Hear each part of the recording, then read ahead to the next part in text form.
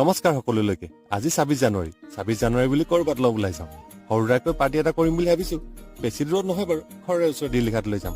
লগৰ তাই মানে তাতে বগৰী বিকিব নিছে সেই তাতে মাংস ভাতে এখাস আমি এই দিলিঘাট পাই গলোহি অলপ খৰকৈ যাওঁ হিহত কিটা মানে আমাৰ কাৰণে ৰখি আছে আহি পালোহিহে হয় কথা মতে একোৱে নহল সব শেষ না কেৰাহী আছে না মাংস আছে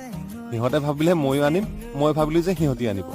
এতিয়া চাই থাক লোকে পিকনিক খোৱাব নাই ইফালে গৈ মানুহবোৰকে অলপ চাই আহোগৈ বেচেৰা মোৰ ওপৰত খং উঠিছে চাগে আজিলৈকে কিন্তু এনেকুৱা হোৱা নাই নেক্সট জানুৱাৰীত ভালকৈ আলোচনা কৰি আহিব লাগিব